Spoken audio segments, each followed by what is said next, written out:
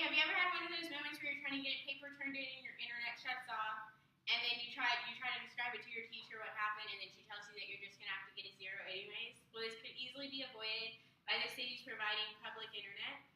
And there's also situations where kids' parents can't afford internet, and they don't have enough money to go to the libraries and things like that so that they can use internet. So it'd be very helpful for the cities to provide it, and there's ways for them to do it for free.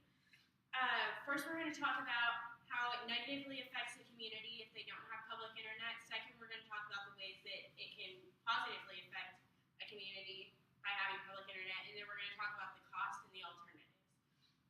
So first, with talking about the negative effects, is that kids, younger kids whose parents don't feel like they need to be involved with them, they don't go home and help them learn anything, and the best way for kids to learn is for their parents to teach them, for them to help them. If when they go home they don't have anyone to help them, then they're going to do poorly in school. So if they had internet, then they could go online, and then they could use those resources like online tutoring and online,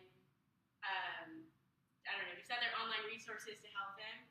And then for businessmen and women, their parents who have jobs, they can't turn in their work at home, and there's various other things that they can't do because they don't have internet and they don't have time to go home after work and go to the library before it closes. So that affects them. And then for teachers, if they're going home and they're trying to finish grades and other things, they can't do that if whenever they go home they don't have internet because they can't afford it on their salaries.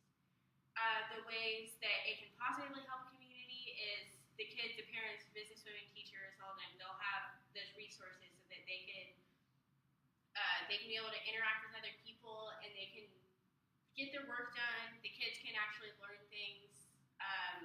I think from an education standpoint, it would really help because teachers always complain, they're like, our kids aren't learning, but if you have outdated textbooks and the teachers don't really care that much, then the kids aren't going to really learn anything if they can't go home and have someone else to help them.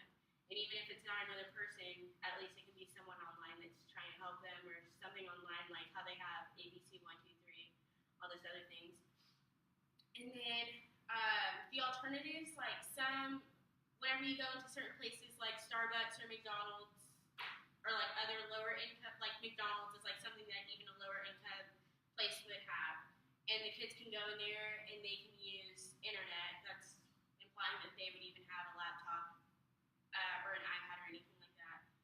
And then the businessmen and women, they can also go in there. They have Starbucks, and they have the library, and so other food places can provide internet for them. There are some cities that have done the telephone booths. They've changed those into Wi-Fi hotspots, so people can go on their laptops and use the Wi-Fi from the telephone places. But a lot of cities have taken those down, and so they're not really hotspots anymore, I guess, because they've taken them down.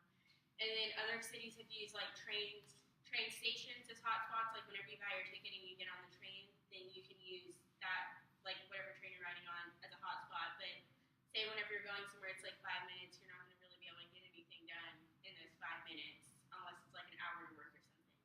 And so other cities have tried to get places like Comcast and Xfinity to provide their whole city with internet and try to make it to where it's doesn't cut into people's taxes. They won't have to pay an arm and a leg for taxes to get internet. And they've tried, they've tried to do it that way.